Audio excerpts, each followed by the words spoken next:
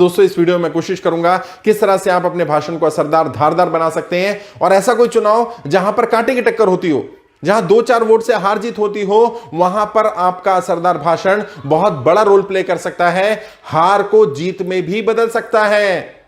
तो आपने करना क्या है, आपने अपने भाषण को तैयार करते समय कुछ चीजों का ध्यान रखना है। सबसे पहली चीज तो आप अपना भाषण जब लिखें उसमें अपनी भावनाएं डालें। आपके व्यूज क्या हैं, आप ग्राम सभा को कैसे देखते हैं, आपके हिसाब से एक आदर्श ग्राम सभा कैसी होने वाली है, आपके हिसाब से आप जब राजनीति में उतर गए हैं तो अब आप अपने गांव को कहां किस स्तर पर लेकर जाने वाले हैं। और हर समस्या के बारे में लिखिए और हर समस्या के समाधान के बारे में लिखिए। केवल ये नहीं मैं खरंजा ठीक कराऊंगा, केवल ये नहीं शिक्षा ठीक होनी चाहिए, स्वास्थ्य सुविधा नहीं ठीक, मतलब आपके हिसाब से कैसी होनी चाहिए, आपके हिसाब से आदर्श शिक्षा नीति अगर गांव के लिए होगी तो कैसी होगी, किस तरह की शिक्षा प्रोवाइड की जाएगी, स्कूलों में क्या क्या सुविधा होने वाली है, स्वास्थ्य सुविधाएं किस तरह की होने वाली है, सड़कों के बारे में आपका क्या योजना है, गांव की खेतों की समस्या होती है, खेतों तक जाने के लिए सड़कें नहीं है, उन सड़कों की कनेक्टिविटी के लिए आप क्या करने वाले हैं ग्राम प्रधान बनने के बाद। यदि गांव में बिजली की समस्या है तो वहां क्या करने वाले हैं, कोई पुराना मुद्दा है गांव का जिसमें गांव में मतभेद होता है या जाति के आधार पर या धर्म के आधार पर लड़ाई झगड़ा होता है, उस मुद्दे को रिजॉल्व करने के लिए आप क्या करने वाले हैं। आप अपनी भावनाओं को अपने भाषण में डालिए और जैसे मैंने पिछली वीडियो में भी कहा, इमोशनल होकर के बोलिएगा, लेकिन लिखते समय उन सारी बातों को लिख दीजिए। और शुरुआत से गांव के एंट्रेंस से लेकर के गांव की एग्जिट तक, कहां से एंट्री होगी कहां से एग्जिट होगी, एंट्रेंस और एग्जिट अलग अलग हैं तो सारे रोड के बारे में वहां विस्तार से बताने की कोशिश करिए कि कहां कहां क्या क्या होना चाहिए और सामने वाले के दिमाग में एक पिक्चर तैयार होनी चाहिए कि किस तरह से हमारा गांव एक आदर्श गांव बनने जा रहा है। और फिर इस भाषण में ही साथ ऐड करिए कि आप राजनीति में नहीं आना चाहते थे, आपने राजनीति में आने का निर्णय क्यों लिया, आपने क्यों सोचा कि आप ग्राम स्तर पे काम करें, अपने बैकग्राउंड के बारे में बताइए, अपना अगर पॉलिटिकल नॉलेज है तो उसके बारे में, अगर आपने सोशल फील्ड में कुछ किया तो उसके बारे में, यदि आपने कोई बिजनेस किया तो उस बिजनेस में आपका एक्सपीरियंस के बारे में, यदि गांव से बाहर शिक्षा ली है तो बाहर शिक्षा लेने गए उस एक्सपीरियंस को बताइए, वो एक्सपीरियंस गांव के लिए कैसे काम यूजफुल होने वाला है। यदि गांव से बाहर कभी नहीं गए तो उसको भी अपनी स्ट्रेंथ बताइए, जैसा पहले वीडियो में बताया गया था कि ये सारी आपकी स्ट्रेंथ होंगी, इन सब के बारे में लिखिए और विस्तार पूर्वक लिखिए। हो सकता है कहीं पर आपको 15 मिनट का समय मिले, कई बार 20 मिनट का समय मिले, कई बार 10 मिनट का समय मिले, लेकिन 10, 15, 20 मिनट बहुत होते हैं। जब आप लिखेंगे तो एक पेज शायद 2 मिनट में आप बोल देंगे, तो अगर 20 मिनट का समय मिला तो आपको 10 पेज लिखने चाहिए। कम से कम 5 पेज तो तैयार करके रखिए और कुछ चीजें कॉमन रखिए। कुछ समस्याएं जो होंगी जो पूरे गांव के लिए होंगी, उन सारी समस्याओं को फोकस करिए जिससे सारा गांव त्रस्त होता है या सारे गांव को लाभ होने वाला उन समस्याओं के समाधान होने पर। दूसरा, जोन वाइज, क्षेत्र वाइज, इलाके वाइज, मोहल्ले वाइज, गांव में जो अलग अलग मोहल्ले होते हैं उन मोहल्लों में जाकर के उन मोहल्लों की समस्याओं के बारे में बात करिए और समस्याओं के साथ साथ समाधानों के बारे में बात करिए। उसमें लिखिए कि आप क्या करने वाले हैं, जब आपको मौका मिलेगा तो आप क्या करेंगे। और अपने बारे में तो अच्छा लिखना ही है, जो विरोधी हैं खासकर से वो लोग जो जीता हुआ प्रधान है या जिसके आपको लग रहा है फाइट हो सकती है, जो टक्कर में आ सकता है, उसकी कमियों को भी उजागर करिए। और वर्तमान प्रधान के बारे में, उसकी कमियों के बारे में, उसके पास कितना पैसा आया, किस किस मद में आया, आपने आरटीआई के माध्यम से इंफॉर्मेशन ली होगी, नहीं लिए तो ले लीजिए, किसी वकील को लगाइए, आरटीआई के माध्यम से मिल जाएगी, कुछ इंटरनेट पर भी इंफॉर्मेशन मिल जाएगी, वेबसाइट पर इंफॉर्मेशन मिल जाएगी। आपके गांव के बारे में, आपके गांव में कितने शिक्षक हैं, स्कूल में कितने सफाई कर्मचारी लगे हुए हैं, कितना फंड किस किस मद में आया हुआ है, उस फंड का यूज हुआ कि नहीं हुआ, इन सब बातों को अपने भाषण में इस्तेमाल करिए।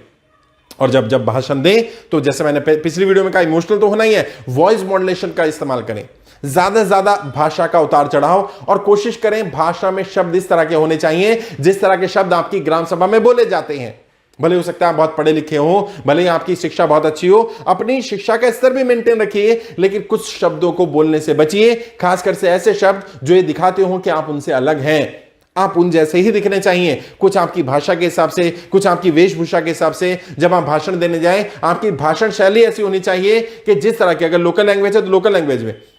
लैंग्वेज में भी, उड़ीसा में शहर में लोकल लैंग्वेज अलग तरह से उड़िया बोली जाती है, ग्रामीण उड़िया अलग तरह से बोली जाती है, बिहार में अलग तरह से बोली जाती है, यूपी में अलग तरह से बोली जाती है, यूपी में भी हर जिले में अलग अलग भाषा, अलग अलग शब्द इस्तेमाल किए जाते हैं। आप देखिए आप किस जिले से हैं, वहां कौन कौन से शब्दों का इस्तेमाल किया जाता है, उन सारे शब्दों को अपने भाषण में डालने की कोशिश करिए।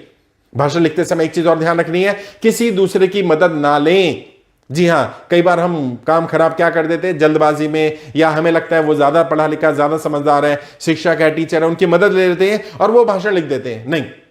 उनकी मदद ले सकते हैं भाषण को सीखने में, उनकी मदद ले सकते हैं क्या क्या मुद्दे होने चाहिए इसमें, लेकिन शब्द आपके होने चाहिए, क्योंकि शब्दों के साथ भावनाएं भी फ्लो करनी चाहिए। जब आप बोले तो उनका असर केवल और केवल उनके कानों पर नहीं होना चाहिए, आपके शब्दों का असर दिमाग पर होना चाहिए। और जब दिमाग पर असर होगा तो व्यक्ति वोट डालते समय तक भी सोचेगा कि इस व्यक्ति ने कुछ कहा था। आपके शब्दों से एक पिक्चर तैयार हो जानी चाहिए सामने वाले के दिमाग में कि इस व्यक्ति के बातों में असर है, और बातों में असर तब होगा जब आपके शब्द ओरिजिनल होंगे, आपने खुद तैयार किया होगा अपना भाषण, खुद लिखा होगा, किसी दूसरे से ना लिखवाया जाए।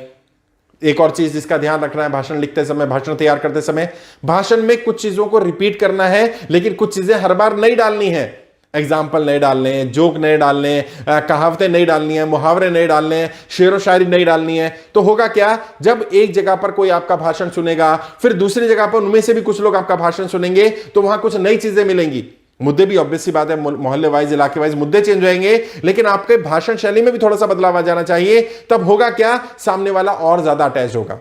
और जैसे मैंने कहा, जब वॉइस मॉड्यूलेशन यूज करते हैं तो आई कांटेक्ट का भी ध्यान रखिएगा। जितने भी लोग हो सभा में, सभी के साथ आई कांटेक्ट होगा,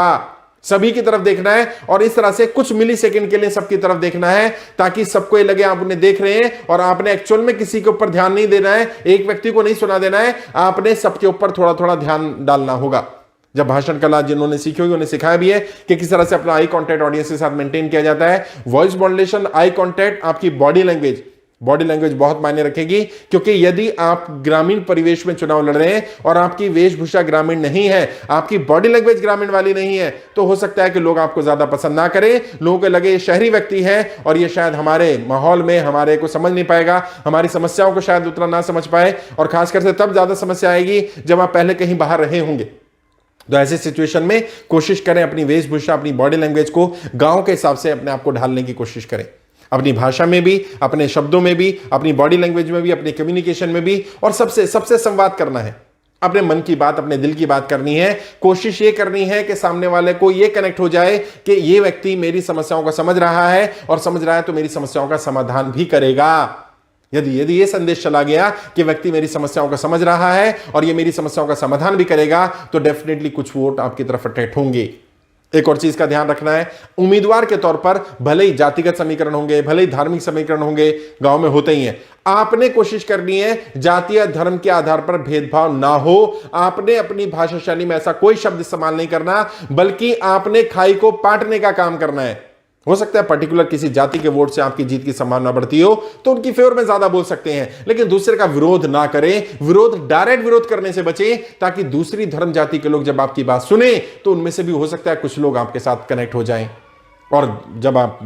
प्रधान बन जाएंगे, मैंने पहले ही बताया कि जब व्यक्ति चुनाव लड़ रहा होता है, कोई भी आधार रखो, धार्मिक आधार रखो, जातिगत आधार रखो, और ध्रुवीकरण करो, जो मर्जी करा, जीत गए ना आप। जीतने के बाद आपका फर्ज बनता है कि आप बिना किसी भेदभाव के, बिना जातिगत भेदभाव के, बिना धार्मिक भेदभाव के सबके लिए समान अवसर प्रोवाइड करो, सबके लिए काम करो, ताकि अगली बार आपको एक जाति धर्म के भेद से, जाति धर्म के ध्रुवीकरण से छुटकारा मिल जाए और राजनीति में सुधार हो सके, बदलाव हो सके।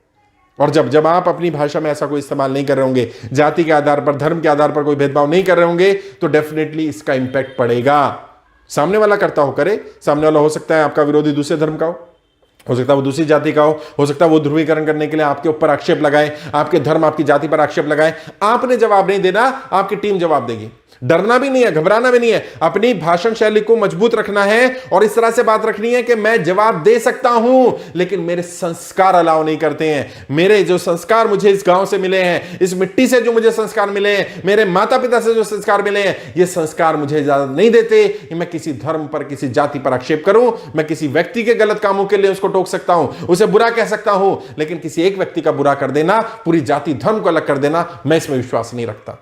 और ये संदेश जब लाउड एंड क्लियर जाएगा, बार बार जाएगा, तो देखेगा आपकी छवि बहुत अच्छी बनेगी। और आपने ग्राम प्रधान पर नहीं रुकना है, आपने आगे भी बढ़ना है। आपकी राजनीति यहां से शुरू हो रही है, खत्म नहीं हो रही है, तो आपने अपनी भाषण शैली में इस तरह से तैयार करनी है, इस तरह से अपने भाषण को तैयार करना है, इस तरह के शब्दों का इस्तेमाल करना है कि सामने वाले को संदेश जाए कि बड़ी रेस का घोड़ा है, लंबी रेस का घोड़ा है, ये सिर्फ ग्राम प्रधान पर रुकने वाला नहीं है। और जब असरदार भाषण तैयार कर ले, उस भाषण की बार बार प्रैक्टिस करें। कम से कम 2, 3, 4 बार प्रैक्टिस कर लें, शीशे के सामने खड़े होकर के, अपनी टीम के सामने खड़े होकर के, और वो लोग बता पाएं कि कहां पर भाषा का उतार चढ़ाव और हो सकता है, कहां पर आई कांटेक्ट कम जा रहा है, कहां पर आपकी बॉडी लैंग्वेज ठीक नहीं है, कहां पर आपको शब्दों का सही उच्चारण नहीं हो रहा है। किसी शब्द को बदलना पड़े तो शब्द को बदल लें, ताकि आपका असरदार भाषण हो सके। और जब इन सारी चीजों का ध्यान रखेंगे, लिख करके, तैयार करके, प्रैक्टिस करके भाषण देंगे, तो यकीन मानिए सामने वाले पर इंपैक्ट पड़ेगा। और अगर 2, 4, 5% वोट भी इसने उधर उधर कर दिए तो आपकी जीत की संभावना बहुत अधिक बढ़ जाएगी। फिर भी अगर आपको और कोई डाउट हो, कोई कुछ पूछना हो, कोई स्पेसिफिक टॉपिक पर भाषण लिखवाना हो, आप मुझसे डायरेक्ट संपर्क कर सकते हैं। वीडियो के डिस्क्रिप्शन में मेरा नंबर मिल जाएगा, डायरेक्ट मेरी टीम से बात करिए, वो मुझसे कनेक्ट कर देंगे। 2, 4, 5 मिनट फ्री में बात करिए, कोशिश करूंगा आगे भी आपको गाइड कर पाऊं। आज के लिए इतना ही। आपके उज्जवल राजनीतिक भविष्य के लिए हार्दिक शुभकामनाएं। जय हिंद, जय भारत।